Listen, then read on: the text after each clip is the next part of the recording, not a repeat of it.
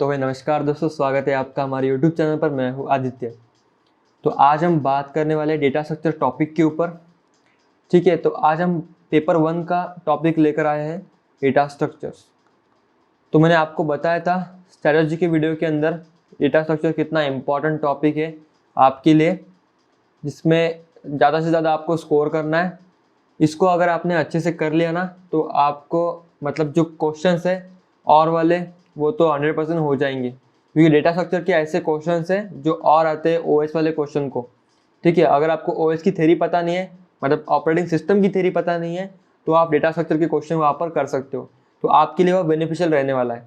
ठीक है, तो मैंने बोला था आपको कि डेटा स्ट्रक्चर सबसे पहले आपको करना है, तो उसी लिए मैंने क्या किया, यहाँ पर पेपर 1 का डेटा स्ट्रक्चर टॉपिक मैंने यहाँ पर लिया है।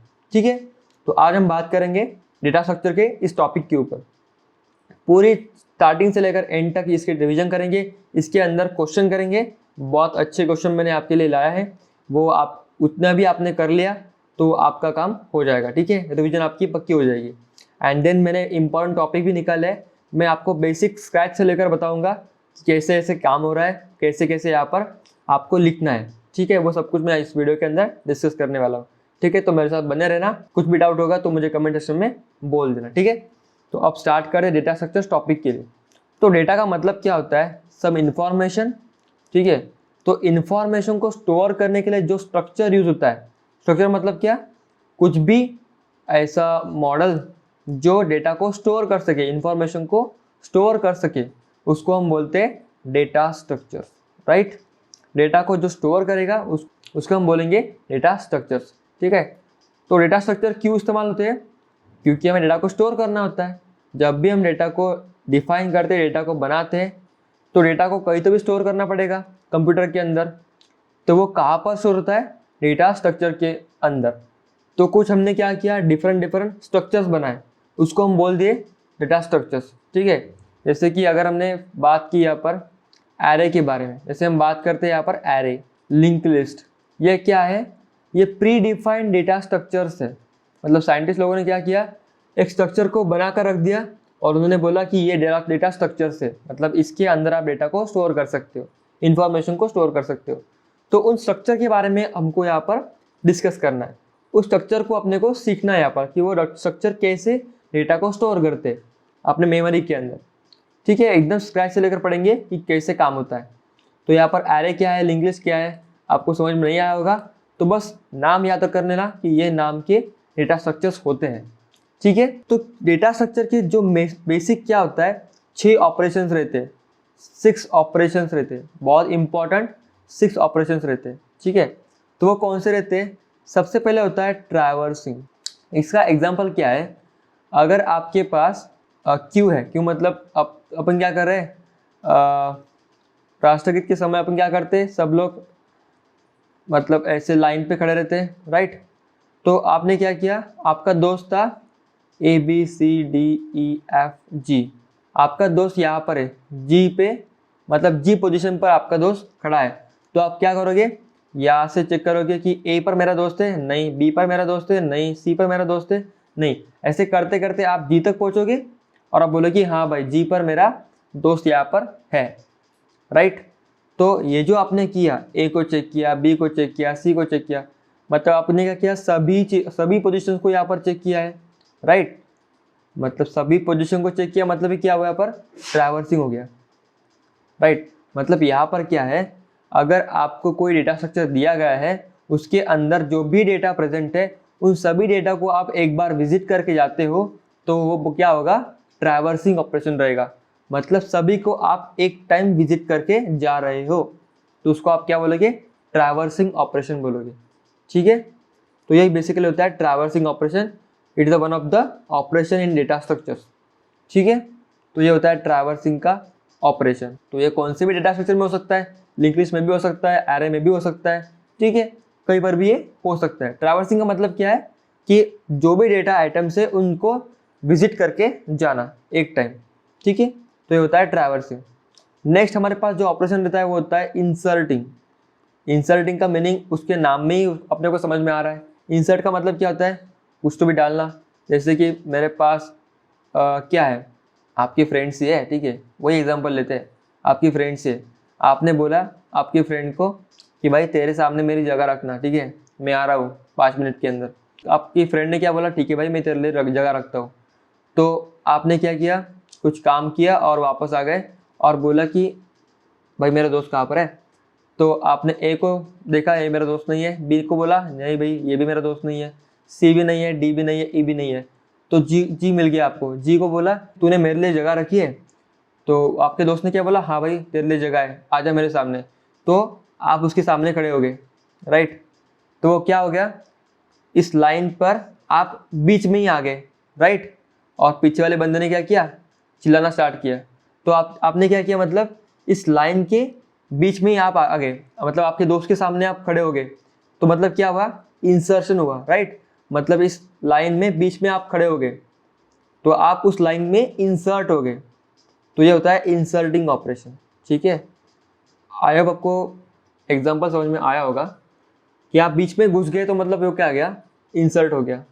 मतलब बीच में घुस जाना उसको हम बोलते हैं इंसर्टिंग, बस यही बेसिकली इसका मीनिंग रहता है। तो थर्ड ऑपरेशन जो मेरे पास है वो डिलीटिंग है। सेम ऑपरेशन, जैसे आप यहाँ पर लाइन के अंदर घुस गए वैसे आप बाहर भी निकल गए। पीछे वाले बच्चों ने बोला नहीं भाई तू अंदर कैसे घुस गया, बाहर निकल बाहर निकल, तो आप निकल गए यहाँ से। तो आपको उसने डिलीट कर दिया, जा भाई बाहर चले जा तू अब, ठीक है। तो आप बाहर निकल गए, मतलब आप क्या हो गए, उस लाइन में से डिलीट हो गए। तो ये होता है डिलीटिंग ऑपरेशन।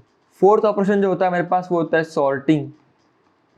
सॉर्टिंग का मतलब क्या होता है, आप जैसे सॉर्ट करते हो, आपको मैंने दे दिया रैंडमली नंबर दे दिए कि 4 5 1 3 8 12, ऐसे मैंने ऑपरेशन कर दिए, ऐसे मैंने आपको नंबर्स दे दिए, ठीक है। और मैंने आपको बोला कि भाई इसको असेंडिंग ऑर्डर में लगा दो, असेंडिंग ऑर्डर में लगा दो। तो आपने बोला ठीक है भाई, 1 सबसे कम होता है तो 1 पहले आएगा, देन 3 आएगा, देन 4 आएगा, देन 5 आएगा, 8 आएगा, 12 आएगा। और आपने मुझे वापस कर दिया कि भाई ये लो, ये क्या हो गया, असेंडिंग ऑर्डर में लग गए। तो आपने जो ये असेंडिंग ऑर्डर में जो नंबर्स को लगाया है यहाँ पर, तो वो क्या हो गया, सॉर्टिंग। सॉर्टिंग का मीनिंग क्या होता है कि जो भी आपको दिया रहेगा एक स्पेसिफिक मैनर में उसको लिखो। आइदर वो क्या हो सकता है, असेंडिंग हो सकता है या फिर डिसेंडिंग हो सकता है। आपको पता है असेंडिंग डिसेंडिंग क्या होता है, राइट। तो मैंने रैंडमली नंबर दे दिया आपको और आपको बोल दिया कि भाई इसको असेंडिंग ऑर्डर में लगा दो। तो आपने मुझे 1 3 4 5 8 12 ऐसे करके मुझे रिटर्न कर दिया, ठीक है। मैं खुश हो गया, राइट। तो उसको हम बोलते हैं सॉर्टिंग। वैसे ही एक और होता है जिसका नाम है मर्जिंग, ठीक है। तो मर्जिंग के बारे में देखते हैं। मर्जिंग का मतलब ही क्या है, मर्ज करना। अगर मैंने आपको दिया है एक बकेट दिया है, ठीक है, एक बैग दिया है, मैंने बोला भाई एक बैग का सामान है दूसरे बैग में डाल दे, मतलब ए वाले बैग के अंदर जो भी सामान है बी वाले बैग के अंदर डाल दो। तो वो क्या हो गए, मर्ज हो गए, राइट। तो उसको हम बोलते हैं मर्जिंग। एलिमेंट्स है यहाँ पर, ए के अंदर कुछ एलिमेंट्स होंगे, बी के अंदर कुछ एलिमेंट्स रहेंगे। मैंने बोला ए के अंदर जो भी एलिमेंट्स है उसको बी के अंदर डाल दो, मतलब क्या हो गए, दोनों एलिमेंट मर्ज हो गए, राइट। तो ये होता है मर्जिंग ऑपरेशन। और जो फाइनल 6 ऑपरेशन रहता है उसके लिए जगह ही नहीं है, तो जगह क्रिएट करनी पड़ेगी, ठीक है। तो 6 ऑपरेशन जो मेरे पास रहता है वो है सर्चिंग।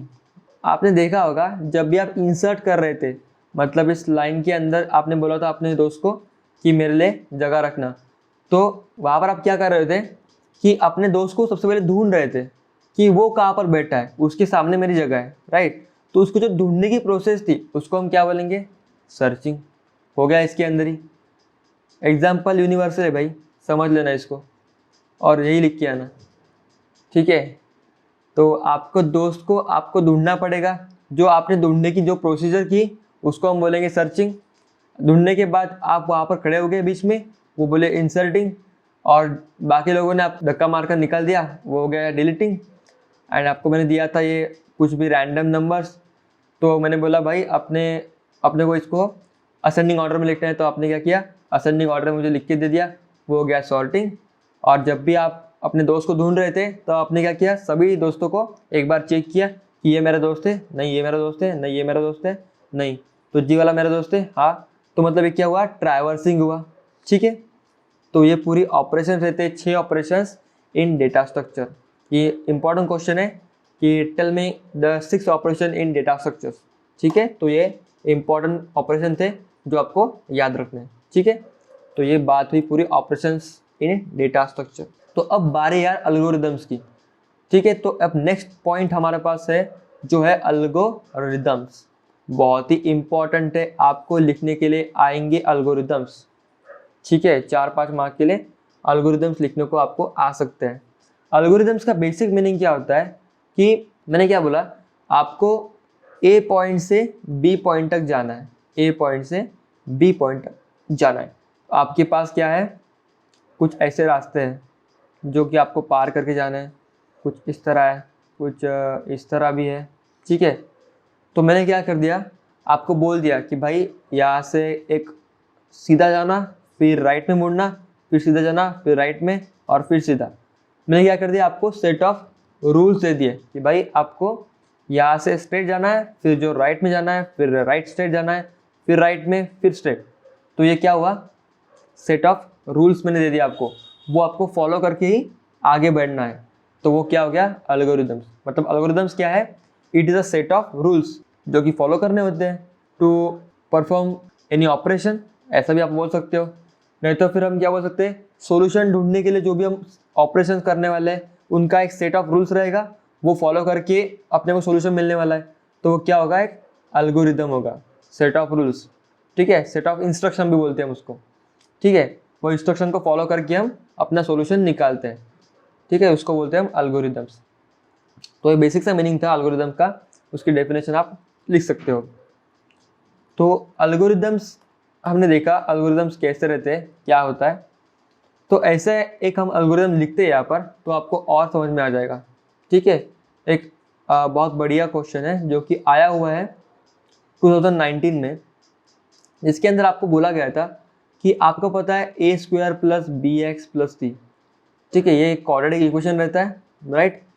इसको आपको सॉल्व करना था, मतलब इसके सॉल्यूशंस आपको निकालने थे। तो आपको एक प्रोग्राम लिखना था, प्रोग्राम्स लाइक अपने को क्या करना था, एल्गोरिदम लिखनी थी वहाँ पर कि इसके सॉल्यूशन कैसे आएंगे। ठीक है, तो आपको पता होगा मैथमेटिक्स के अंदर कि इसके सॉल्यूशन कैसे आता है। तो हमारे पास एक फॉर्मूला रहता है, minus b plus minus under root d square b square minus 4ac, right, upon 2ac, right. ये मेरे पास क्या होता है, फॉर्मूला रहता है इसके सॉल्यूशन निकालने का। बस आपको क्या करना है, यहाँ पर एल्गोरिदम लिखना है और इसका आंसर मुझे बताना है। बस आंसर यहाँ पर प्रिंट करना है, बस एल्गोरिदम लिखना है कि कैसे प्रोसीजर रहने वाली है इसको सॉल्व करने की। तो ये तो शॉर्ट में मैंने बता दिया कि भाई ऐसा ऐसा रहता है, ऐसी फॉर्मूला रहता है, वही आपको प्रोग्रामिंग के फॉर्म में लिखना है, बस यही रहता है। तो आप कैसे लिखोगे, तो मैंने क्या किया, यहाँ पर सबसे पहली स्टेप मेरी सेट डी इक्वल्स टू, मैंने यहाँ पर फॉर्मूला लिख दिया b इंटू बी, तो मैंने यहाँ पर लिख दिया B square minus 4 into A into C. ठीक है, तो ये मैंने ऑलरेडी कैलकुलेट करके रख दिया क्योंकि मेरे पास तो ऑलरेडी ये था, राइट, ये था मेरे पास इक्वेशन दिया हुआ। तो उससे मैंने क्या किया, तो डी को कैलकुलेट मैंने यहाँ पर कर लिया। तो उसके पहले मुझे क्या करना पड़ेगा, बी और ए सी को मुझे रीड भी करना पड़ेगा। तो मैं यहाँ पर एक बार फिर से लिख देता हूँ। ठीक है, प्रोसीजर देखो कैसी होती है एल्गोरिदम लिखने की, कि मुझे इस वैल्यू को यूज़ करना है तो मुझे क्या करना पड़ेगा, सबसे पहले रीड करना पड़ेगा, रीड ऑपरेशन करना पड़ेगा, रीड ए बी सी। ये ए बी सी कौन से है, यही वाले हैं, कंफ्यूज मत होना क्योंकि ये स्मॉल है कैपिटल है। तो सेकेंड स्टेप मेरी क्या होगी, कैलकुलेट डी। तो डी को मैंने बोल दिया सेट डी इक्वल्स टू वही मैंने जो अभी लिखा था, B into B minus 4 into A into C. ठीक है, तो आपको ऐसे लिखना है।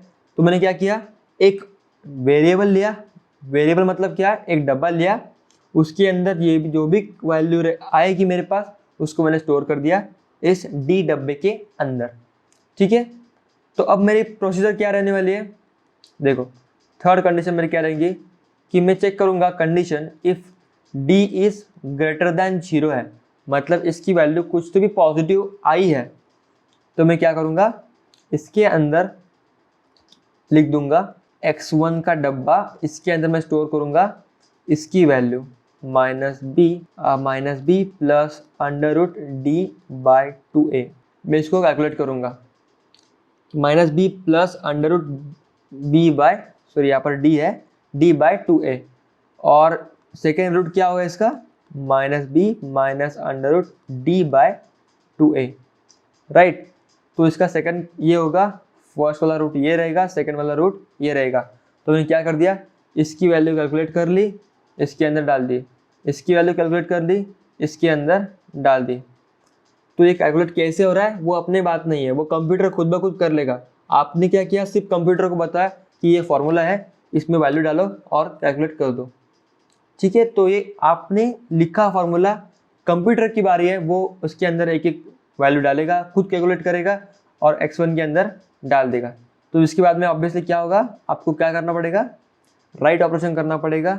तो यहाँ पर ये आएगा, ठीक है, थोड़ा चेंज करते हैं अब, ठीक है। यहाँ तक आपने नोट कर लिया होगा, राइट। तो यहाँ पर आप ये जो यहाँ की लाइन है वो मैं यहाँ पर लिखने जा रहा हूँ। तो मैं यहाँ पर राइट कर दूंगा x1 एंड x2 को, मतलब मुझे मेरी वैल्यू मिल चुकी है, ठीक है। ये होगी फर्स्ट कंडीशन, इफ वाली, इफ ऐसा हुआ तो। बट मेरे पास और एक कंडीशन है, एल्स, इस मतलब इफ एल्स आपको पता है, ऐसा नहीं तो फिर क्या, एल्स इफ। एल्स इफ के अंदर क्या होगा, अगर डी की वैल्यू 0 हो गई तो फिर क्या होगा, पॉसिबिलिटी है ना, डी की वैल्यू आइदर ग्रेटर देन 0 भी हो सकती है, नहीं तो फिर डी की वैल्यू 0 भी हो सकती है।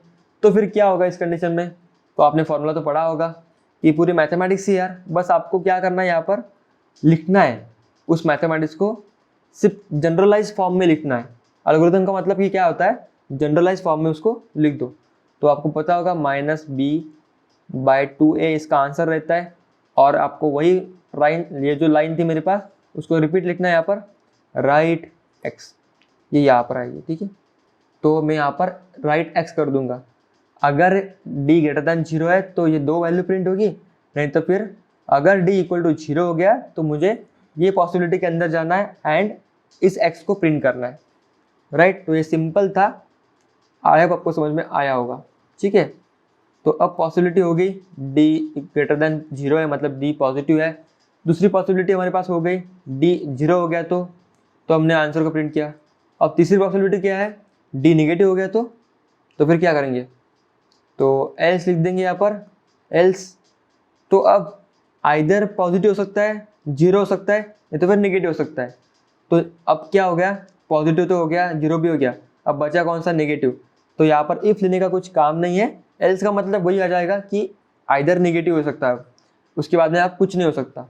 तो उसके लिए हम क्या लिखेंगे, रूट्स, उसके लिए हम लिखेंगे भाई निगेटिव है, मतलब d लेस देन 0 हो गया ना यहाँ पर, तो वो अज्यूम कर लेगा कि d 0 भी नहीं है, d ग्रेटर देन 0 भी नहीं है, तो मतलब ये d लेस देन 0 ही होगा। तो एल्स के अंदर हमें क्या लिखना पड़ेगा, यहाँ पर राइट, यहाँ पर मैं मैसेज प्रिंट कर दूंगा, नो सॉल्यूशन, ठीक है। आपको यहाँ पर ये लिखना है और सेमीकोलन लगाना है। मतलब क्या हुआ, अगर d ग्रेटर देन 0 है तो मैं दो रूट्स निकालूंगा फॉर्मूला की मदद से और उसको राइट कर दूंगा दो रूट्स को, और नहीं तो फिर अगर d इक्वल टू 0 हो गया, एल्स नहीं तो क्या, फिर d इक्वल टू 0 हो सकता है, तो मैं राइट कर दूंगा यहाँ पर x को। मेरा एक ही रूट आएगा माइनस बी बाय 2a वाला, तो उसको मैं प्रिंट कर दूंगा। एल्स अगर पॉजिटिव नहीं है, 0 भी नहीं है, तो नेगेटिव हो सकता है, तो नेगेटिव के अंदर गया, तो मैंने यहाँ पर प्रिंट कर दिया राइट नो सॉल्यूशंस, ये मैंने मैसेज यहाँ पर प्रिंट कर दिया। और फाइनल में यहाँ पर क्या लिख दूंगा, एग्जिट, ठीक है। यहाँ पर मैंने एग्जिट लिख दिया है, मतलब हमारा प्रोग्राम यहाँ पर कंप्लीट हो चुका है। तो मैंने यहाँ पर कुछ भी इक्वेशन दिया, 2x² + 3x + 4, तो क्या करेगा कंप्यूटर, क्या करेगा, उसके अंदर जाएगा, उसकी d की वैल्यू कैलकुलेट करेगा, देन चेक करेगा कि d की वैल्यू ग्रेटर देन 0 है क्या। तो फिर अगर ग्रेटर देन 0 है तो वो दो वैल्यू जो x1 x2 थी उसको प्रिंट कर देगा।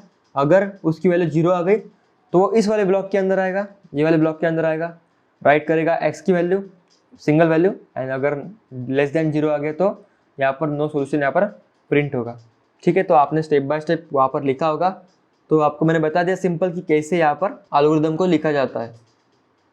सबसे पहले आपको रीड करना होता है, देन कुछ कैलकुलेट करके उसको प्रिंट करना होता है। प्रिंट करने के लिए आपको राइट यहाँ पर कीवर्ड लिखना पड़ता है, ठीक है। तो ये सिंपल फॉर्मेट था आपको एल्गोरिथम लिखने का, आया आपको समझ में आया होगा, ठीक है। तो अब ये हो गया एल्गोरिथम का पार्ट। अब हम डिस्कस करेंगे नेक्स्ट पार्ट की तरफ। एल्गोरिदम में आपको और भी लिखने को आ सकते हैं, वो हम फर्दर वीडियोस के अंदर डिस्कस करेंगे। अगर आप लोगों को टाइम मिला तो प्रीवियस ईयर क्वेश्चन भी हम उसके अंदर ट्राई करेंगे, ठीक है। प्रीवियस ईयर में कौन से एल्गोरिदम पूछे गए हैं वो भी हम इसको डिस्कस करेंगे। हालांकि ये जो क्वेश्चन था ये भी प्रीवियस ईयर का क्वेश्चन है जो पूछा गया था 2019 के अंदर, ठीक है। और 2020 में भी पूछा गया था कि ये क्वाड्रेटिक इक्वेशन का आपको एल्गोरिदम लिखना था। तो ये बहुत बार रिपीट भी हो चुका है, इसलिए मैंने लिया है, ठीक है। मैंने आपको एक्सप्लेन कर दिया अच्छे से। तो अब नेक्स्ट पॉइंट हमारे पास जो है वो है डेटा स्ट्रक्चर। अब यहाँ से स्टार्ट होगा डेटा स्ट्रक्चर। एक एक स्ट्रक्चर हम देखेंगे यहाँ पर कि कैसे डेटा स्टोर होता है एक एक स्ट्रक्चर्स के अंदर। तो यहाँ पर जो आ गया नेक्स्ट टॉपिक वो है एरे वाला। तो एरे क्या होता है? एरे का आप ऐसे समझ सकते हो कि आपके पास एक डब्बा है, ठीक है, डब्बा है। उस डब्बे को आपने क्या कर दिया? पार्टीशन कर दिया। उस डब्बे को आपने पार्टीशन कर दिया, उस डब्बे के अंदर पार्टीशन कर दिया, क्योंकि आपको अलग अलग सामान उसके अंदर रखना था। तो एक डब्बे को आपने क्या कर दिया? अलग अलग पार्टीशन में तोड़ दिया।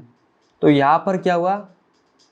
एलिमेंट था ए वाला, यहाँ पर बी वाला, यहाँ पर सी वाला, यहाँ पर डी वाला।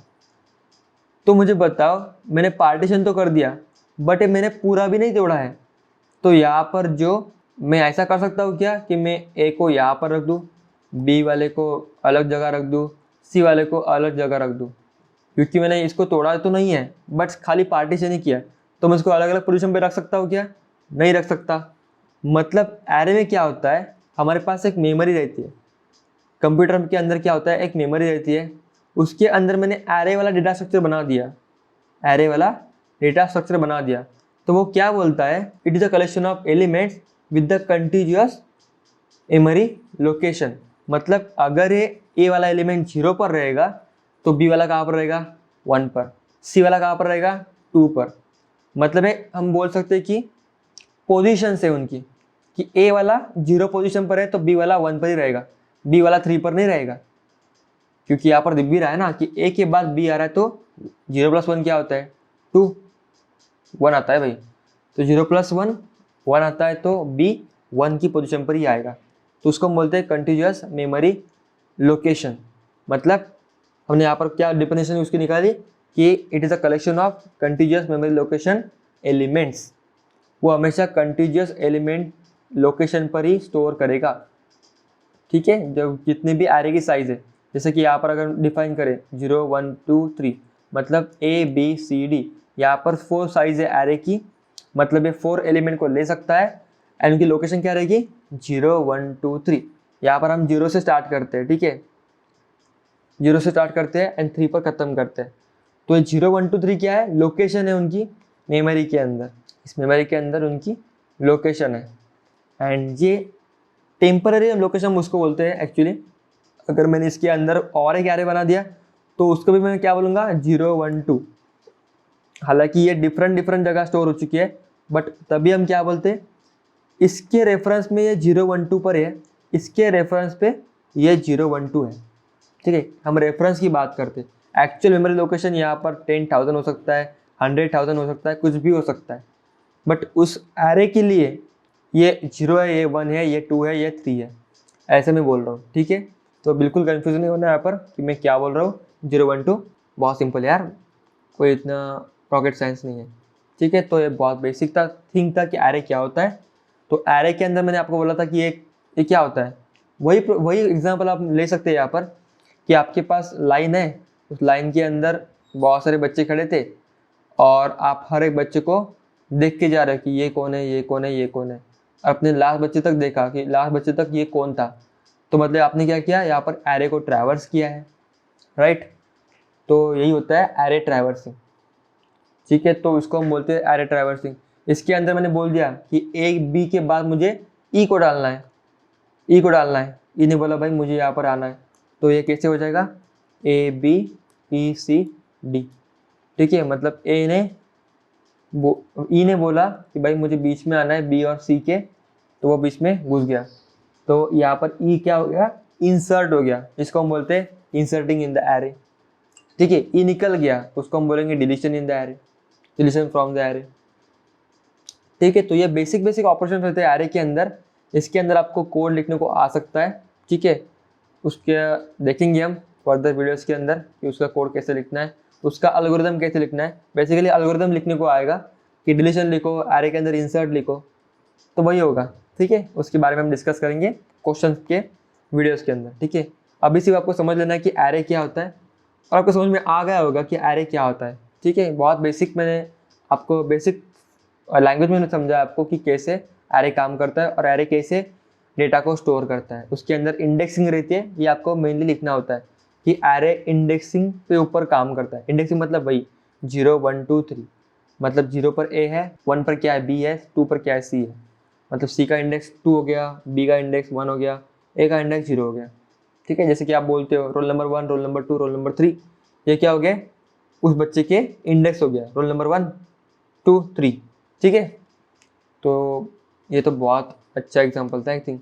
ठीक है, तो आई होप आपको समझ में आया होगा एरे क्या होता है। तो यही कुछ एरे का जो बेसिक डेफिनेशन था, बेसिक कॉन्सेप्ट था, वो मैंने यहाँ पर आपको साथ डिस्कस किया है। ठीक है, तो अब बात करते हैं यार सेकेंड डेटा स्ट्रक्चर की तरफ, जिसका नाम है लिंक लिस्ट।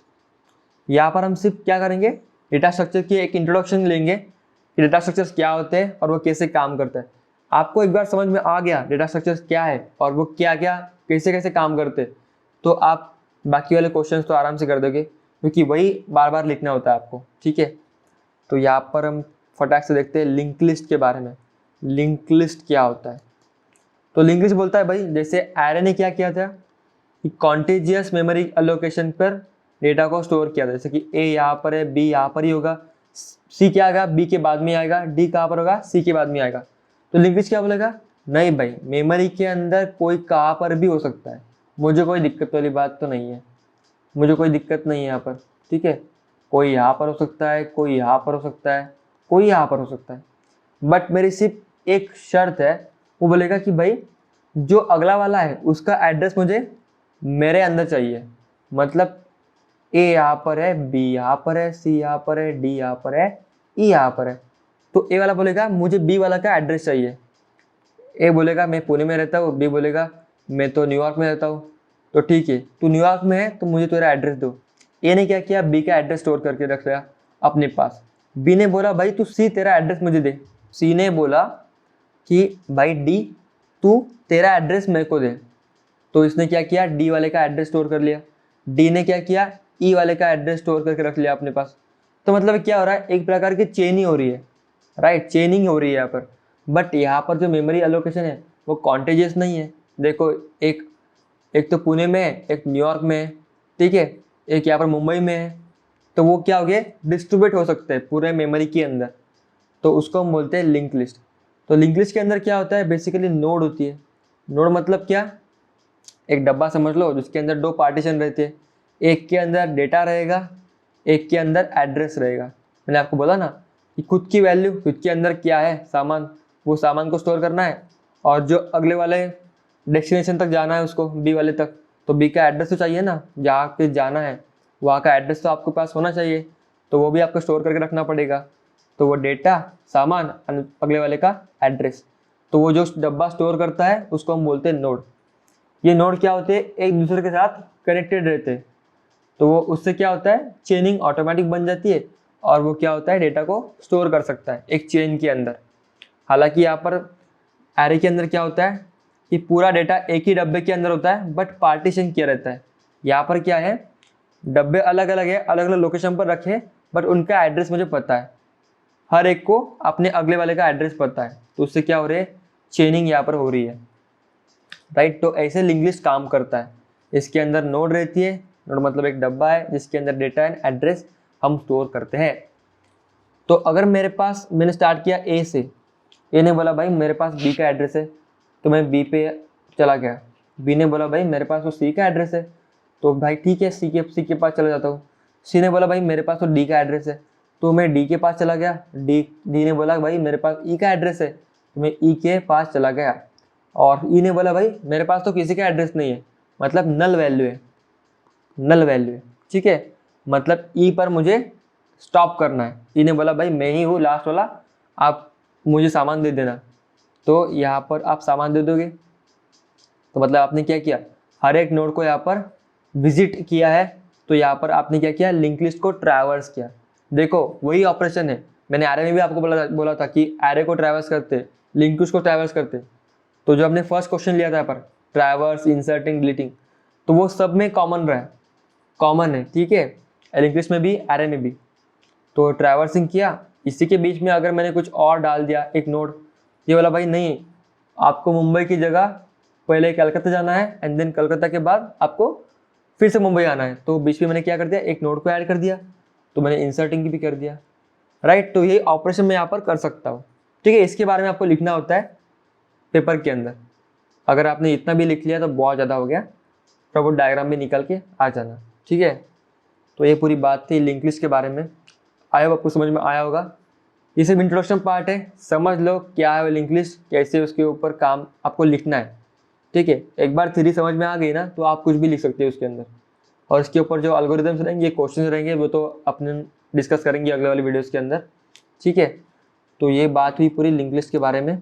अब फटाक से हमारे पास और 2 डेटा स्ट्रक्चर्स है, उसको हम अभी देख लेते हैं। तो हमारे पास अगला डेटा स्ट्रक्चर है, उसका नाम है स्टैक एंड क्यू, ठीक है। स्टैक एंड क्यू क्या होता है, तो यहाँ पर जो स्टैक है वो क्या करता है, लीफो ऑपरेशंस को फॉलो करता है, एंड क्यू क्या करता है, फीफो को फॉलो करता है, फीफो प्रोसीजर।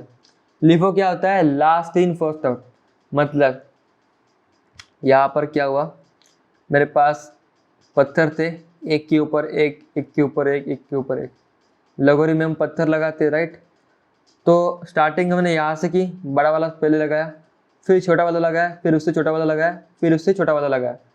और अब जब रिमूव करने की बारी आए, तो फिर से क्या करूँगा, छोटा वाला निकालूंगा, फिर उसके बड़ा वाला, फिर उससे बड़ा वाला, और फिर उससे बड़ा वाला। मतलब जो लास्ट में डाला था उसको हम फर्स्ट में निकाल रहे हैं। देखो छोटा वाला पत्थर था, उसको हम लास्ट में डाले थे ऊपर, उसको हम फर्स्ट निकाल रहे हैं, एंड जो फर्स्ट डाला था उसको लास्ट में निकाल रहे हैं। बड़ा वाला पत्थर जो था वो लास्ट में हमने डाला था, सॉरी फर्स्ट डाला था, तो उसको हम लास्ट में निकाल रहे हैं, उसको हम बोलेंगे लीफो ऑपरेशन। सिंपल था ना, लास्ट इन फर्स्ट आउट। तो स्टैक भी यही करता है, स्टैक को हम ऐसे निकालते, ऐसा डब्बा निकालते, इसके अंदर पहले 1 आया, 2 आया, 3 आया, 4 आया। अब बोला स्टैक भाई तू, मैं तो भर गया, अब बाहर निकलो सब, ठीक है, डब्बे के बाहर निकलो। बाहर कैसे निकलोगे, यहाँ पर दरवाज़ा बंद है, तो 1 बोलेगा भाई 4 तू पहले निकल जा, 3 तू निकल जा, 2 तू निकल जा, एंड देन मैं बाहर निकलूँगा, ठीक है। तो मतलब जाते समय तो 1 पहले गया था, और निकलते समय 1 सबसे लास्ट निकल रहा है, तो ये क्या हो गया, लीफो ऑपरेशन। मतलब स्टैक क्या होता है, लीफो ऑपरेशन को फॉलो करता है। स्टैक डेटा स्ट्रक्चर यही है कि ऐसे मतलब हम बनाते हैं डब्बा, उसके अंदर डेटा होता है, उसको हम उल्टी तरीके से निकालते हैं, ठीक है। तो इसी के अंदर अगर मैंने बोल दिया भाई दरवाज़ा तो बंद था, बट मैं यहाँ पर क्या कर देता हूँ, इस दरवाजे को ओपन कर देता हूँ, और अब सबको बाहर निकालना है, ठीक है। तो 1 को बाहर निकालना है, 1 निकल गया इस दरवाजे से, 2 को बाहर निकालना है, 2 निकल गया, 3 को बाहर निकालना है, 3 निकल गया, 4 को बाहर निकालना है, 4 निकल गया। मतलब क्या हो रहा है यहाँ पर, 1 सबसे पहले अंदर गया, 1 निकल गया, 2 गया, 2 भी निकल गया। मतलब जो फर्स्ट अंदर जा रहा है वो फर्स्ट बाहर भी निकल रहा है। मतलब क्या हुआ, first in first out, FIFO operation, जो कि कौन फॉलो करता है, क्यू। क्यू का मतलब ही यही होता है कि जब आप मूवी को जाते हो, तो मूवी में जो सबसे पहले टिकट लेगा वो सबसे पहले जाएगा हॉल के अंदर, राइट। जो सबसे लास्ट में टिकट लेगा वो सबसे लास्ट में जाएगा, ये तो ऑब्वियस की बात है। तो ये होता है फीफो ऑपरेशन, और ये होता है लीफो ऑपरेशन। तो इसके बारे में आप लिख सकते हो, फीफो का लॉन्ग फॉर्म लिख देना, फीफो क्या होता है, और क्यू डेटा स्ट्रक्चर क्या करता है वही फॉलो करता है। एग्जाम्पल दे देना कि 1 2 3 4 डाल दिया आपने क्यू के अंदर, सबसे पहले 1 निकलेगा, फिर 2 निकलेगा, फिर 3 निकलेगा, फिर 4 निकलेगा, ठीक है। ये एग्जाम्पल भी आप वहाँ पर दे सकते हो, और आप एक पैराग्राफ तो यहाँ पर लिख ही सकते हो, ठीक है, क्यू और स्टैक के बारे में। ये लीफो और फीफो क्या होता है, इनका डिफरेंस जो होता है वो कई बार आपको पूछा जाता है कि लीफो और फीफो का डिफरेंस लिखो। तो इसके अंदर फर्स्ट पॉइंट आएगा उनका लॉन्ग फॉर्म, देन आएगा कि ये किस में इम्प्लीमेंट होता है, ये आप लिख सकते हो। देन इसका एग्जांपल दे देना, फिर एक रियल टाइम एग्जांपल दे देना, ये मूवी वाला दे देना, और एक पत्थर वाला भी आप वहाँ पर दे सकते हो, ठीक है। ये बहुत आसान तरीके से मैंने समझाया आपको कि स्टैक एंड क्यू कैसे काम करते हैं और वो क्या होता है, एंड लीफो एंड फीफो क्या होता है। इन सभी चीज़ों के बारे में मैंने डिस्कस किया। तो ये थी बात स्टैक के बारे में एंड क्यू के बारे में। तो ये हो गया हमारे पास 4 डेटा स्ट्रक्चर जो कि हमने यहाँ पर डिस्कस किए। फर्स्ट मैंने किया यहाँ पर एरे, सेकेंड मैंने किया लिंक लिस्ट, ठीक है, लिंक लिस्ट मैंने बाद में आपको समझाया स्टैक, एंड देन बाद में मैंने समझाया क्यू, ठीक है। तो ये मैंने जो समझाए थे आपको, ये पूरे डेटा स्ट्रक्चर क्या है, लीनियर डेटा स्ट्रक्चर से। लीनियर डेटा स्ट्रक्चर से मतलब क्या होगा, एक सीक्वेंस को हम फॉलो कर रहे हैं एरे के अंदर, एक सीक्वेंस के 0 1 2 3 इस सीक्वेंस को हम फॉलो कर रहे थे। लिंक लिस्ट के अंदर लिंक थी एक दूसरे के साथ, तो मतलब क्या हो गया, सीक्वेंस थे। स्टैक के अंदर भी क्या थे, डेटा गया था 1 2 3 4, मतलब 1 2 3 4 एक सीक्वेंस के साथ में गया था और सीक्वेंस के साथ में बाहर निकल रहा हूँ 4 3 2 1। क्यू में गया था, जो अंदर गया वो सबसे पहले बाहर निकल रहा था, मतलब 1 2 3 4 गए तो पहले 1 निकलेगा फिर 2 निकलेगा। ऐसा नहीं है कि 1 अंदर गया और 3 बाहर निकल गया, ऐसे तो नहीं होगा, राइट। तो ये क्या हो गया, लीनियर हो गए। तो ये इसको हम क्या बोलते हैं, इन 4 डेटा स्ट्रक्चर को हम क्या बोलते हैं, लीनियर डेटा स्ट्रक्चर। तो एक नॉन लीनियर डेटा स्ट्रक्चर भी हमारे पास होता है जिसका नाम है ट्री, जिसको हम बोलते हैं ट्री डेटा स्ट्रक्चर। आपने फैमिली डायग्राम देखी होगी कि एक पेरेंट है, उसके 2 चाइल्ड है, उस चाइल्ड के भी 2 चाइल्ड है, इस चाइल्ड के भी 2 चाइल्ड है। तो ऐसी जो डायग्राम बनती है उसको हम बोलते हैं family diagram, right. Tree diagram बोलते हैं हम इसको।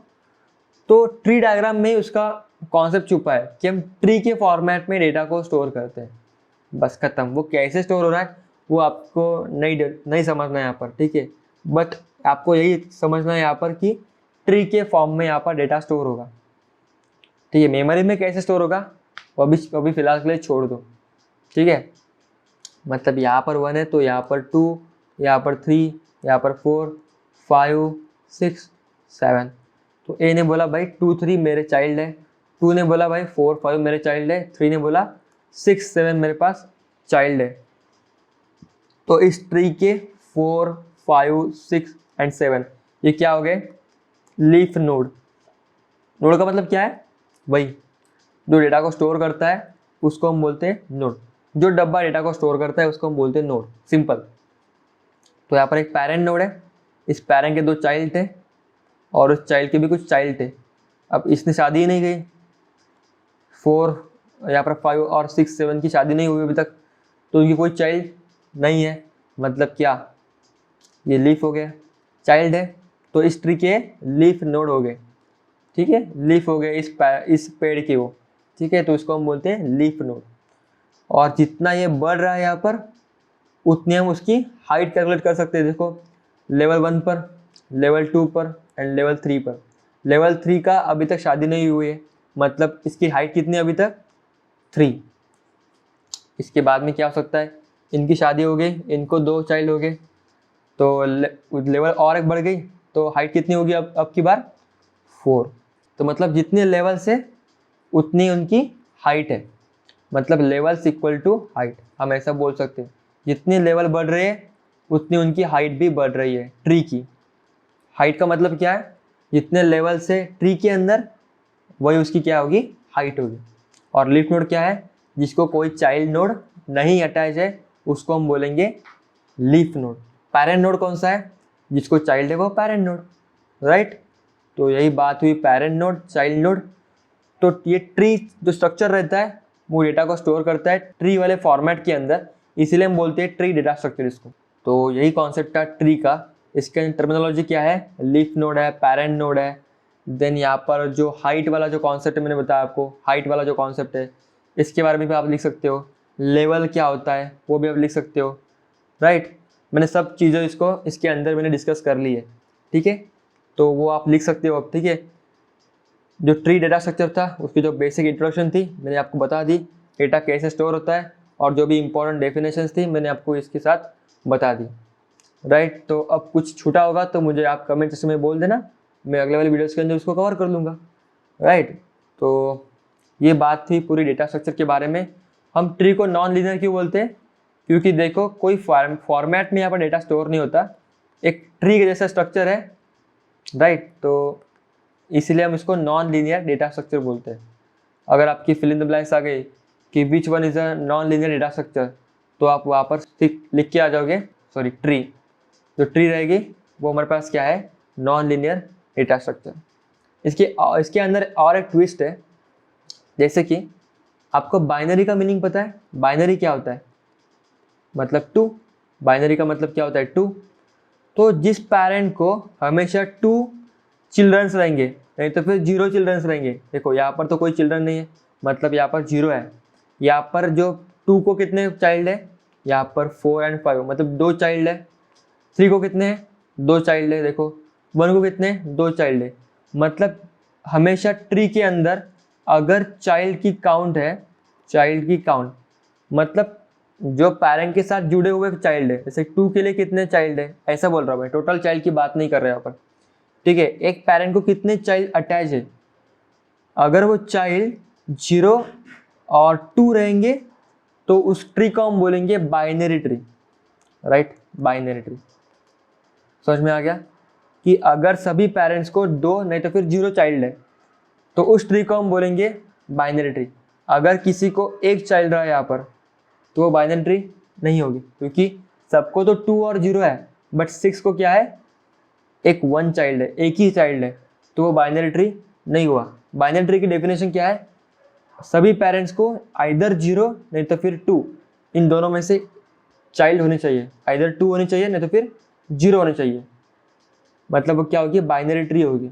नहीं तो फिर वो बाइनरी ट्री हम नहीं बोलेंगे। एक को भी अगर 1 नहीं तो फिर 3, 4, 5, 6 ऐसे कुछ भी आ गए चाइल्ड तो हम बोलेंगे उसको ओनली ट्री, बाइनरी ट्री हम उसको नहीं बोलेंगे, ठीक है। तो ये भी इसके अंदर एक शॉर्ट कॉन्सेप्ट था, छोटा सा कॉन्सेप्ट था, वो मैंने आपके साथ डिस्कस किया यहाँ पर, ठीक है। आई होप आपको समझ में आया होगा। इसके अंदर मैंने क्वेश्चन देखा था, लाइक वो बहुत बार रिपीट हो चुका है, कि आपको एक दिया रहता है इक्वेशन, ठीक है, जैसे कि मैंने आपको दिखाया भी था, ठीक है, फिर से एक बार बोल देता हूँ। यहाँ पर हम एक क्वेश्चन करते हैं कि जो आपको आएगा क्वेश्चन पेपर के अंदर, मुझे लगता है ऐसे, क्योंकि बहुत बार रिपीट भी हो चुका है, कि a इंटू बी हम लेते हैं, प्लस लेते हैं यहाँ पर c प्लस डी, ठीक है, ब्रैकेट लगा दी मैंने। तो आपको क्या करना है, इसका ट्री डायग्राम निकालना है।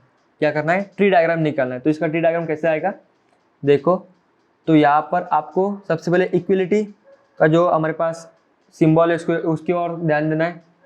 उसके लेफ्ट साइड में क्या है, आंसर है, तो आंसर का आपको लिख देना है यहाँ पर। उसके राइट साइड में क्या है, देखो उसके राइट साइड में ब्रैकेट है, 2 ब्रैकेट है। तो आपने बॉडमास रूल तो पढ़ा होगा यार, कि सबसे पहले हम ब्रैकेट को सॉल्व करते हैं। तो बट यहाँ पर जो ब्रैकेट है, 2 ब्रैकेट है, मतलब इसको मैं a, यहाँ पर मैं इसको b डिक्लेयर कर दूंगा, तो a प्लस बी आएगा, तो यहाँ पर मैं प्लस लिख दूंगा। और प्लस के लेफ्ट साइड में क्या है, देखो a इंटू बी है, तो मैं इंटू की तरफ जाऊंगा। इंटू के लेफ्ट साइड में क्या है, a है। जब तक मुझे टर्मिनल सिंबल नहीं मिल जाता, टर्मिनल मतलब यहाँ पर एक वेरिएबल नहीं मिल जाता, तब तक मैं क्या करूँगा, लेफ्ट साइड की तरफ जाऊँगा। अब मुझे a मिल गया तो अब मैं स्टॉप हो गया। स्टार के राइट साइड में क्या है, b, तो मैं यहाँ पर b लिख दूंगा। प्लस के राइट साइड में क्या है, तो देखो प्लस के राइट साइड में और एक प्लस है, उसके लेफ्ट साइड में क्या है, c है, उसके राइट साइड में क्या है, d है, राइट। तो आपको वही ट्री डायग्राम निकालनी थी। वहाँ पर आपको बोला गया था कि आपको बाइनरी ट्री निकालनी है इस इक्वेशन की, ठीक है, ये इक्वेशन दिया गया था, इसकी बाइनरी ट्री आपको निकालनी थी। तो ये इस तरह इसकी बाइनरी ट्री निकाली जाती है। तो ये सिंपल एग्जांपल था, आप ऐसे बहुत सारे खुद के एग्जांपल क्रिएट करके इसको सॉल्व कर सकते हो, ठीक है। कोई भी डाउट होगा तो मुझे कमेंट सेक्शन में बोल देना, मैं आपके लिए सॉल्व कर दूंगा। तो ये क्वेश्चन 100% आता है, मैंने बहुत बार देखा है, 21, 22, 21, 20 एंड 19 के पेपर में 3 बार एक क्वेश्चन रिपीट हो चुका है, ठीक है, इसलिए मैंने क्वेश्चन लिया। तो ऐसे सिंपल क्वेश्चन है यार, इसके अंदर है ही क्या, देखो प्लस सिंबल वगैरह है, तो उसको सबसे पहले लिख लो यहाँ पर, एंड ए बी को उसके राइट और लेफ्ट में लिख देना है। क्लियर, यहीं पर सिंपल यहाँ पर यही करना है, ठीक है। तो इसको हम बोलते हैं ट्री डायग्राम फॉर्मेशन। तो ये था आज का टॉपिक जो कि हमने डिस्कस किया यार, डेटा स्ट्रक्चर के बारे में हमने पूरा बेसिक से समझा, डेटा स्ट्रक्चर क्या होता है, कौन से डेटा स्ट्रक्चर हमारे पास होते हैं, उसके अंदर क्या क्या ऑपरेशंस रहते हैं, कुछ क्वेश्चन को किया, कुछ एल्गोरिदम्स को भी हमने देखा कि एल्गोरिदम्स क्या होते हैं। इन सभी चीज़ों के बारे में हमने यहाँ पर डिस्कस किया, बहुत ब्रीफली डिस्कस किया है। तो आपको आई होप समझ में आया होगा। अगर आपको समझ में आया होगा तो आप खुद से भी पेपर के अंदर लिख सकते हो, और थोड़े बहुत आपको बस एल्गोरिदम और ये क्वेश्चन के बारे में थोड़ा और नॉलेज आपको आ गया ना, तो आप इसके अंदर अच्छे से अच्छे मार्क्स यहाँ पर गेन कर सकते हो। ठीक है, तो ये था आज का लेक्चर। तो आई होप समझ में आया होगा। तो मिलते हैं नेक्स्ट वीडियो में, तब तक के लिए बाय बाय दोस्तों, पढ़ते रहो।